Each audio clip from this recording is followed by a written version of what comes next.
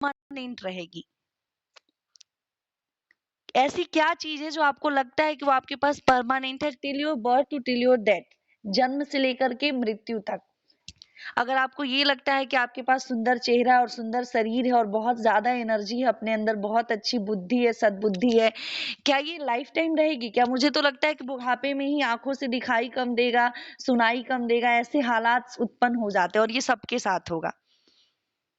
या फिर आपको ऐसा लगता है कि मैं बहुत ज़्यादा अर्न कर सकता हूँ, मैं बहुत ज़्यादा दौलतमंद हूँ, तो ये मेरे साथ रहेगा और मैं जैसा चाहूँ वैसे जीवन को जी सकता हूँ। कोई भी शंकर दूत, मैं आप सभी से पूछना चाहती हूँ, एक ऐसी चीज़ आप मुझे बता दीजिए जो आपको महसूस होता है कि जन्म से लेके मृत्यु तक वो आपके साथ रहेगी। मेरा क्वेश्चन आप लोगों को ऑडिबल है?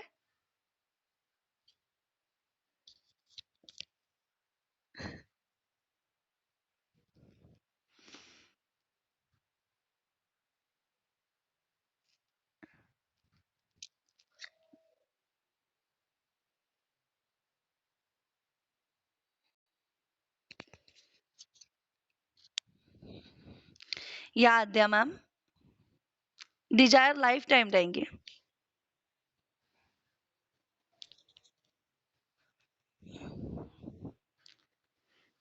Okay, anyone else?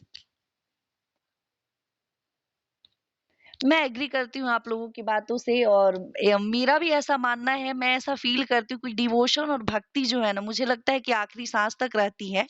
मैं जब कथा सुन रही थी तो मैं माफी चाहूंगी, मुझे उस संत का नाम नहीं याद है, मैंने कथा में ही ये सुना था कि वो दिन भर मतलब जीवन शुरू से लेकर के शाम तक, सोने से पहले तक सिर्फ राम नाम का जप किया करते थे। और जब उनकी मृत्यु होने लगी, ऐसे संत लोग तो समाधि लिया करते हैं, तो उन्होंने इच्छा जाहिर की फिर से मनुष्य रूप में जन्म लेने की। तो उनके शिष्यों ने पूछा कि आप वापस क्यों जन्म लेना चाहते हैं? आपने इतना ज्यादा राम नाम का जप किया है और ये मान्यता ऐसी है कि जितना ज्यादा हम प्रभु के नाम का स्मरण करेंगे तो हमें मुक्ति मिल जाएगी, मोक्ष मिल जाएगा। आप दोबारा जन्म क्यों लेना चाहते हैं? तो उन्होंने कहा कि हम दोबारा जन्म फिर इसलिए लेना चाहते हैं ताकि मैंने राम नाम का जप अभी उतना नहीं किया है जितना मैं करना चाहता हूँ।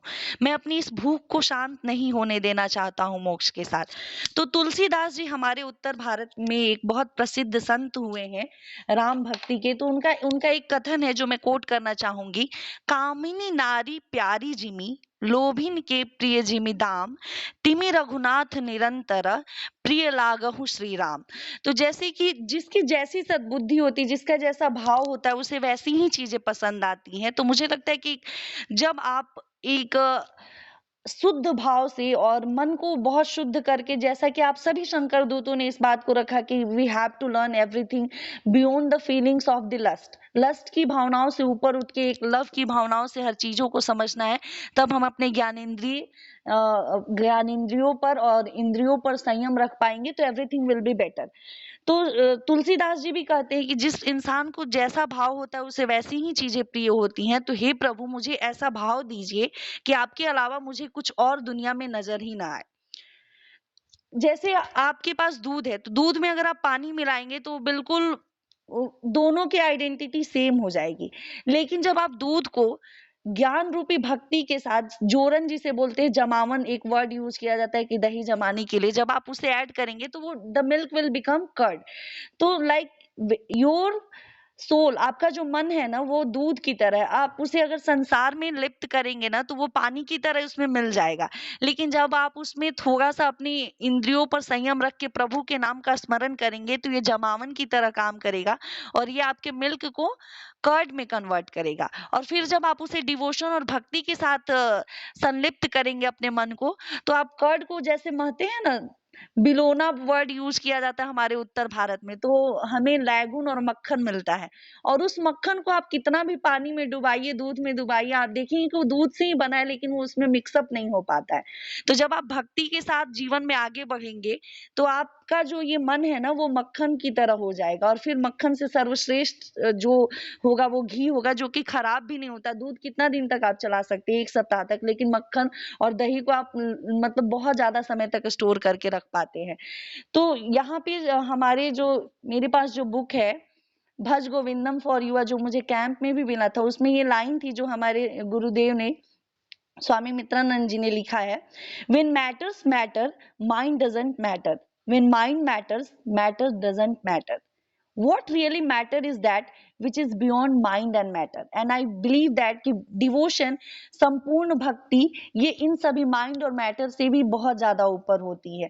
और जब आपके पास ये होगी, भक्ति होगी, समर्पण होगा और ब्रह्मन का लगातार चिंतन होगा, तो हम इन सारी चीजों से ऊपर उठ जाएंगे और वास्तविकता को समझ पाएंगे। रिसेंटली मेरी मम्मी की बेस्ट फ्रेंड की डेथ हुई, अभी कुछ दिन ही हुआ, and my mother was like having a deep grief कि मैं उनसे मिल नहीं पाई, मैं बात नहीं कर पाई, मैं ये नहीं कर पाई। तो मैंने उनसे कहा कि तुम तो गई थी, अंतिम दर्शन के लिए गई थी, तो वहां तो दीपावली जी ही थी, तो तुम परेशान किस लिए हो रही हो? तो शी स्कोल्ड मी, उन्होंने जोर से डांटा कि बेवकूफ लड़की, किसी की डेथ हुई है और तुम्हें लग रहा है कि मजाक सूझ रहा है, कुछ ज्यादा ही भद्र गोविंदन दिमाग में चल रहा है। ऐसा कुछ था नहीं, मैं भी वरिड थी because she was also connected with me, but मैं ये सोच रही थी कि सोई तो थी मेरे सामने, वही दीपावली आंटी जी ही सोई थी, बट क्या हो सकता था कि मैं उनसे बात नहीं कर सकती थी। जो जो कम्युनिकेशन, जब उनके अंदर जो जीव था, जो ब्रह्म था, जो चेतना जिसको कॉन्शियसनेस बोला जाता है, जिसे ईश्वर का रूप और सोल बोला जाता है, जब तक वो उनके शरीर में था, जो ब्लड के फॉर्म में उनके रगों में दौड़ रहा था, तो we can have a direct communication with her. और एक पल में सब कुछ रहते हुए जब वो समय पूरा हो गया, निकल गया, तो we can't have a even single time to communicate with her. चाह तो रहे कि बात करें, ना कर सके। तो this everything is beyond our limits. Arjun को भी भगवान को समझने के लिए दिव्य चक्षु श्री कृष्ण ने प्रदान किया था। तो अगर हम ये सोचते हैं कि अपनी आंखों से और अपनी इस पांचों ज्ञानेंद्रियों से, सेंस ऑर्गन से ईश्वर को और भक्ति को महसूस कर सकते हैं, तो ये इन सब से परे है। और ये भगवत गीता में भी जब अर्जुन ने कहा कि हे प्रभु, आप मुझे अपने विराट स्वरूप का दर्शन कराइए, तो श्री कृष्ण वहां पे कहते हैं कि इस विराट स्वरूप का दर्शन आप इस नॉर्मल नेत्रों से नहीं कर सकते, उसके लिए आपको दिव्य चक्षु की आवश्यकता है। और एज अ मानव मनुष्य जीवन में हमारे लिए वो दिव्य चक्षु जो है, वो हमारी भक्ति होती है, समर्पण होती है। This all are my points. Thank you. Hariom.